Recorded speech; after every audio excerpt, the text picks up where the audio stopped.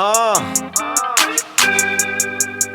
Big ball, fat, making my end. Fucking big killer, big ball, fat. Yo, what's going on, YouTube?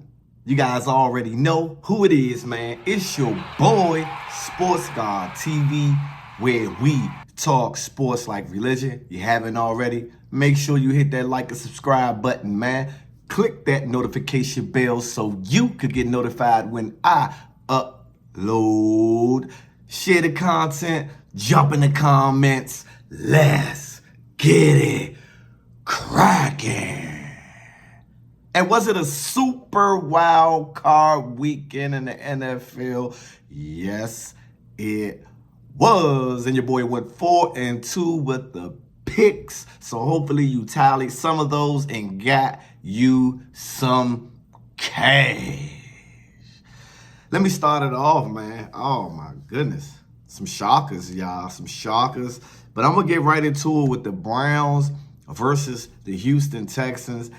You guys know that I picked the Cleveland Browns to cover the 2.5 point spread and win that football game.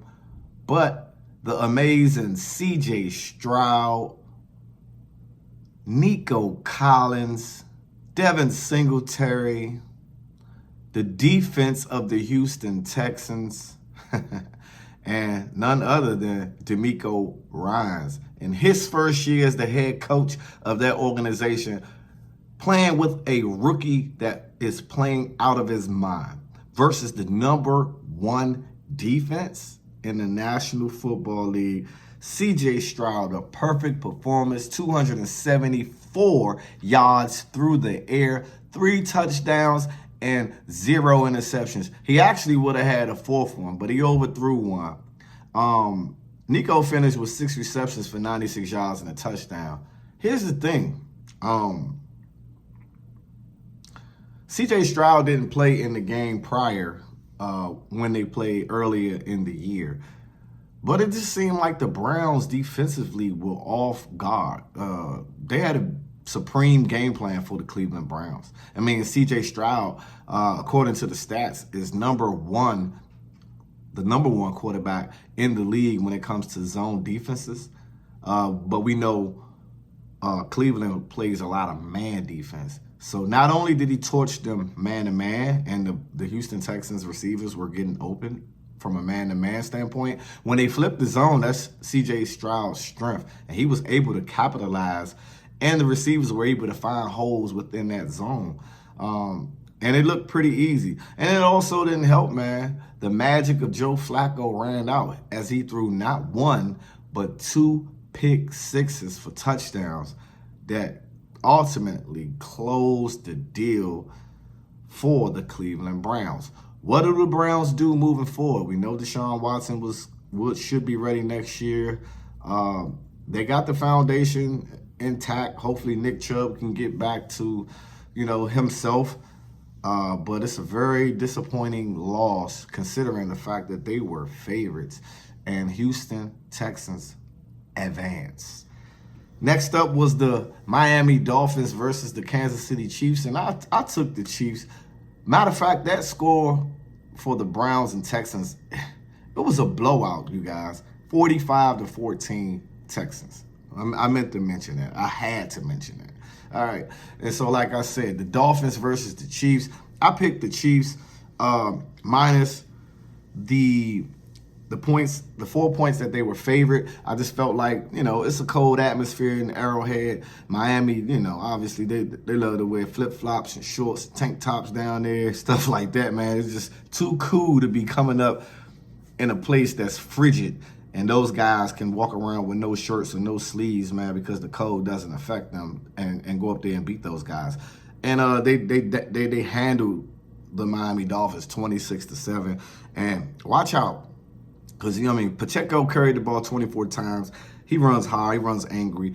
89 yards with a touchdown. But Rashee Rice, 8 receptions, 130 yards, and a touchdown. Patrick Mahomes' newfound target. He's been on the road the last few weeks, and the Chiefs advance to the next round, right? Then we had the Pittsburgh Steelers versus the Buffalo Bills. Bills Mafia, man.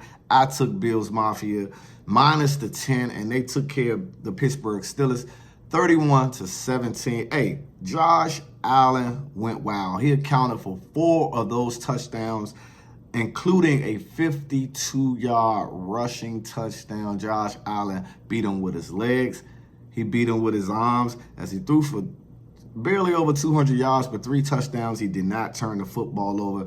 And when Buffalo is playing like that, they are a dangerous team to play against because of that dynamic that Josh Allen has. The ability to be able to use his legs to get out of trouble, to extend plays, or to just flat out just kill you with his legs on certain and crucial situations in the game. And then when he's throwing the ball right side, left side, up the middle, up the sideline type of stuff, and he's not turning the ball over, those guys are really difficult.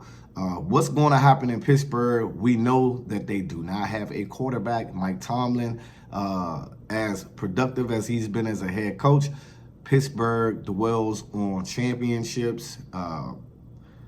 We shall see what this offseason brings there in Pittsburgh. Bills advance to the next round.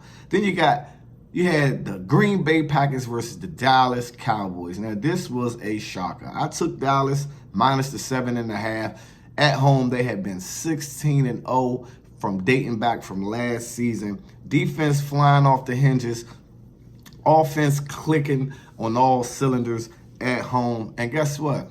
I feel the love. The Cheeseheads. Jordan Love has been playing out of his mind the last 9 games. I think the stat is 20 touchdowns to 1 interception in his last 10 games. 10 including this game.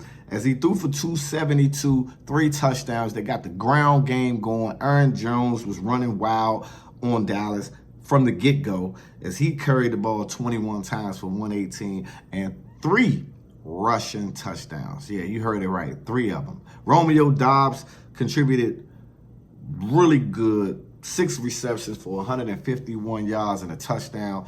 Dak threw 2 interceptions and he threw a costly pick 6 as well. But even though people want to go straight to Dak Prescott, I must say that the defense looked horrible. All those superstars that they have on the defense side of the ball, considering how they've been handling teams. Green Bay came in with a game plan. They knew how to attack them. They attacked them with the rush up the middle. Aaron Jones found the creases and ran hard. Jordan Love extended plays, and that time sitting behind Aaron Rodgers has helped that young man to develop, and he is showing that Green Bay made the right decision. They knew the right time to let Rodgers walk and let Jordan take over. Jordan looked like Jordan yesterday. Made all the right throws, made all the right plays, and the Green Bay Packers advance to the next round. Then we had one of the storyline games, the Rams versus the Detroit Lions. Now, mind you, I said I would take the Rams plus the 3 points. That score ended up being 23-24 for Detroit. So if you took that as well, you covered just like I did.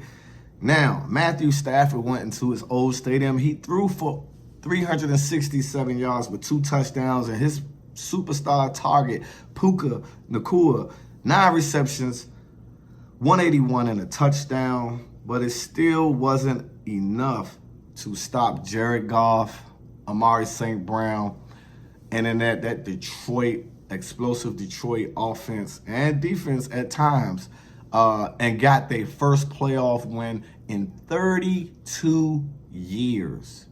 That is crazy. The Detroit Lions, shout out to them, man. They have finally did something good. I can recall their fans having paper bags over their head when they had the worst season in NFL history. The Detroit Lions beat the Rams. Shout out to the Rams, though, because nobody expected the Rams. This is supposed to have been a rebuild year, considering all of the people that left. I mean, they still had Aaron Donald and they still had Matt Stafford, but nobody expected the Rams to do what they did. So shout out to McVay and that staff and those players for at least, making it a fighting chance. And then the game, the late game between the Philadelphia Eagles and the Tampa Bay Buccaneers, I took the Bucs. I said this was an upset pick, but it really wasn't an upset pick. I guess they smashed the Eagles 32-9. The Eagles came in limping, started off 10-1, finished 11-6, meaning they had lost their last five of the 6 games. And then they turn around and get spanked in the playoffs where Baker Mayfield was baking. That dude was throwing it everywhere. The game plan was nice. 337 yards passing, 3 touchdown passes, no turnovers. Tampa Bay was all over Philadelphia. I don't know what's going on in Philadelphia, but to lose 6 out of your last 7 after starting 10-1 on the season and just to get blown out like that in the playoffs, I didn't see a lot of built-in runs for Jalen Hurts. I'm sure there is more under the table that hasn't been discussed when it comes to the injuries that he has had. It's more than his finger. He just didn't look like himself. Philly defense is trash. Just then, Kelsey, the center, amazing center for Philadelphia Eagles, told all his players and everyone that he will retire. Don't know what's going to go on there in Philly. What's your guys' thoughts on the Super Wild Card Weekend? It's your boy, Sports God TV, where we talk sports like religion. About to do another video because we got a divisional round coming up. And I'm out. Till next time.